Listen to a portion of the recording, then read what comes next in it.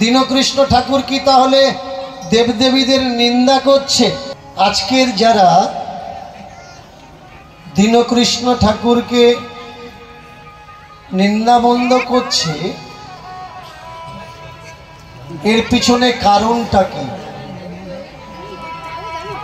কৃষ্ণকে অসুর বলেছে তাই? না, এটা কোনো কারণ নয়। কৃষ্ণ অসুর কিনা যদি আমি ভুল কথা বলতাম, আমাদের দেশে সংবিধান আছে, বড় বড় ধর্মগুরুরা আছে, তারা আমার নামে কেস করে দিত। ওরা জানে কৃষ্ণ অসুর, তার জন্য চুপ আছে। যারা জানে না তারা লাফালাফি করছে।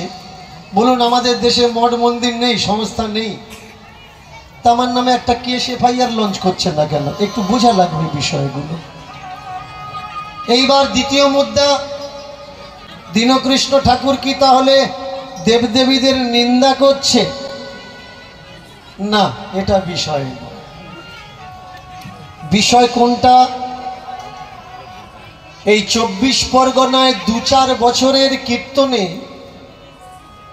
যারা কানে মন্ত্র দিয়ে ইনকাম করছিল, কানে মন্ত্র নেওয়া বন্ধ হয়ে গেছে।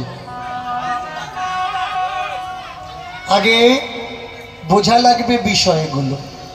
শুধু তাই না, যারা হাত ধোয়া জল, পা ধোয়া জল দিয়ে মানুষকে ডাক্তারখানায় যাওয়া বন্ধ করে দিয়ে মানুষের রোগ সারাচ্ছিল, মানুষ এখন সচেতন হয়ে গেছে। মানুষ দেখছে যে দীনকৃষ্ণ ঠাকুরের কথায় মানুষ এখন ভাবতে শিখেছে, বুঝতে শিখেছে। আর যাদেরকে এতদিন আমরা বোকা বানিয়ে রেখেছিলাম, তারা যদি বুঝে যায় তাহলে আমাদের কথা শুনবে কি?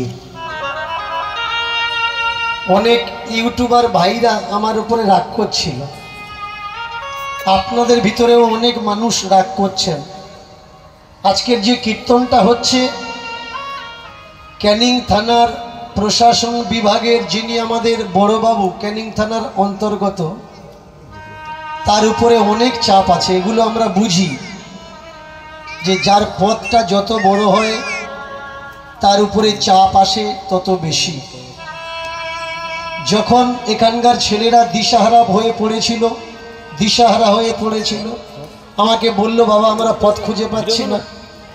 আমি তখন আমাদের সমাজকর্মী ভিন্ন ভিন্ন জনকে দিয়ে কল করালাম বিভিন্ন জায়গায়, আমাদের লোকাল এমএলএ, প্রধান, মেম্বার আর থানাতে।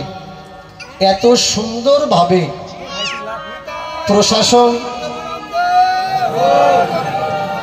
এবং রাজনৈতিকের পদে বসে থাকা মানুষগুলো আমাদেরকে সাহায্য করে আজকে সুষ্ঠুভাবে এই কীর্তনের পরিবেশন করা। একটু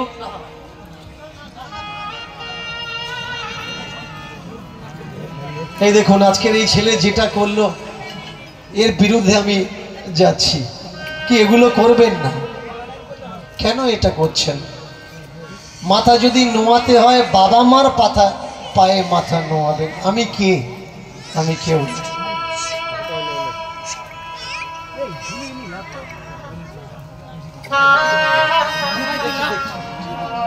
তো একটু বোঝা লাগবে, কেমন?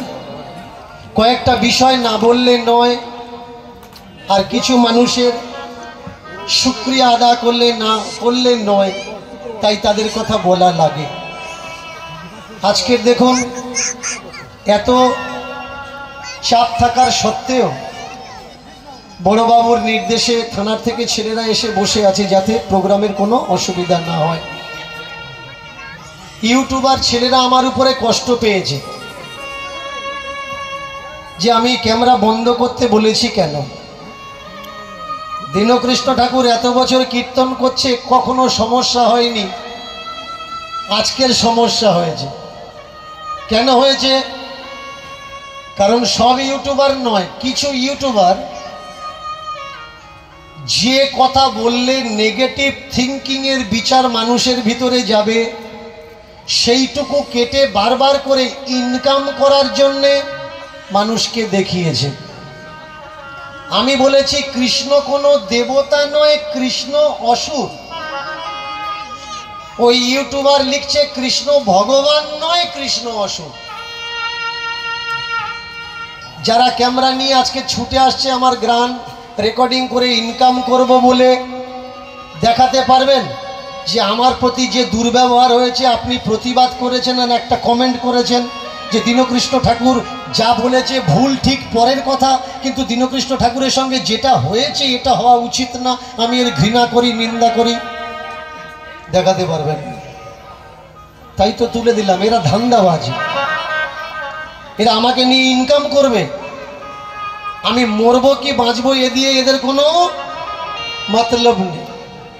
আর আমি কমিটিকে বলবো, ভাই আমি তো ভয়ে বাড়িতে বসে থাকতে পারতাম না।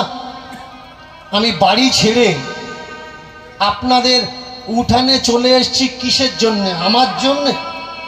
আমার বাবার টাকা নেই, আমার টাকা নেই নাকি খাওয়ার মতো চাল নেই? অবশ্যই আছে। আমি জানি এনি টাইম আমার উপরে হামলা হতে পারে। কীর্তন শেষ হবে, আপনারা যে যার মতন বাড়ি চলে যাবেন, কিন্তু আমি বাড়ি গেলাম কিনা কেউ খোঁজ রাখবে না। তাহলে আমি ছুটে চলে এসেছি কাদের জন্য চলে এসেছি? আপনাদের জন্য চলে এসেছি। কেন? অনেকে ছেলেরা আমায় বলছে, বাবা এতগুলো কীর্তনীয় আছে, তারা তো এসব কথাগুলো বলে না, আপনি বলেন কেন? কষ্ট এই জায়গায়, কিছু বছর আগে পর্যন্ত আমি প্রশ্ন দিয়ে আপনাদের চেক করে দেখিয়ে দিয়েছি এরা বই পড়ে না। বই যদি না পড়বে তো এরা বলবে কি করে? আর আপনারা যদি মনে করেন হ্যাঁ ওরা বই পড়ে না আমরা বই পড়ি, অনেকে বলে দীনকৃষ্ণ ঠাকুর কি সব জানে নাকি? যারা দর্শক শ্রোতা হয়ে বসছে, সাগর বসে আছে, তত্ত্বের সাগর, জ্ঞানের সাগর, তারা দীনকৃষ্ণ ঠাকুরের থেকে বেশি জ্ঞানী।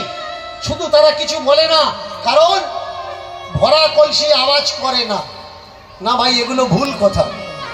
আপনারা যদি মনে করেন এটা আমার অহংকার না, এটা আমার কষ্ট যে আপনারা যারা লক্ষ লক্ষ টাকা করে হরিবাসন নির্মাণ করে ধর্ম চর্চার জন্য ধার্মিক গুরুদের কীর্তনীয়দের নিয়ে আসছেন, এখনো পর্যন্ত আপনারা কিছু শিখতে পারেন।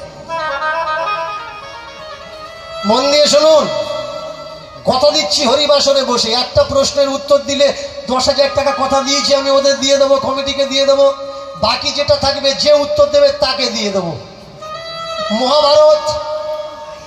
মহাভারতের লেখকের নাম কি? এক্ষুনি উঠে বলবেন ব্যাসদেব, তাই না? ব্যাসদেব 12,000 শ্লোকের লেখক। ভালো করে শুনবেন, মায়েরা গন্ডগোল করলে হবে না, একটু মন দিয়ে শুনুন। 12,000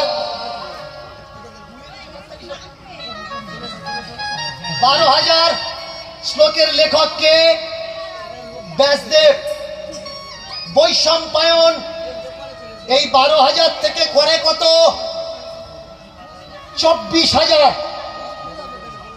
প্রথমে হয় 8,800 শ্লোক। ভালো করে মন দিয়ে শুনবেন, 8,800 শ্লোক ব্যাসদেব বৃদ্ধি করে 12,000 হয়। বৈশম্পায়ন ইনিও একটা ব্যাস, তিনি এই শ্লোকগুলো বাড়িয়ে লেখেন 24,000। এরপরে বর্তমান 1 লক্ষেরও বেশি। তাহলে 8,800 শ্লোকের যে মহাভারত, ওই মহাভারতের লেখক ব্যাসদেব, কিন্তু বর্তমানে যে 1 লক্ষ শ্লোকের লেখা মহাভারত, একটু উঠে আমায় বলবেন তার নামটা, যে এই মহাভারতের লেখক কে? কষ্ট কোন জায়গায় জানেন? ওরা আপনাদেরকে মূর্খ বানিয়ে রাখতে চাচ্ছে, যাতে আপনারা প্রশ্ন করা ভুলে যান, যাতে আপনারা জানার জন্য দিশাটা ঘুরে যান। একটা হচ্ছে বিশ্বাস, আর একটা হচ্ছে অন্ধবিশ্বাস। অন্ধবিশ্বাস কি? তুমি আমার রক্ষা করবে, তুমি আমার রক্ষক, এটা হচ্ছে অন্ধবিশ্বাস। আর বিশ্বাস কি? তুমি তো আছো আমি জানি, কিন্তু তারপরে আমি আমার রক্ষার ব্যবস্থা করব। ওরা শেখাচ্ছে আপনাদেরকে অন্ধবিশ্বাস। আর দীনকৃষ্ণ ঠাকুর কি তুলে দিচ্ছে? বিশ্বাস। আজকে সোশ্যাল মিডিয়ায় এসছে একটা অপরাধজনক ঘটনা ঘটেছে, ওই ঘটনাকে কেন্দ্র করে কেউ বলেছে মেরেছে, ঠিক হয়েছে, মারার দরকার। আবার কেউ বলেছে এমন ব্যবহার করাটা উচিত হয়। সমগ্র বিশ্ব জানলেও জেনেছে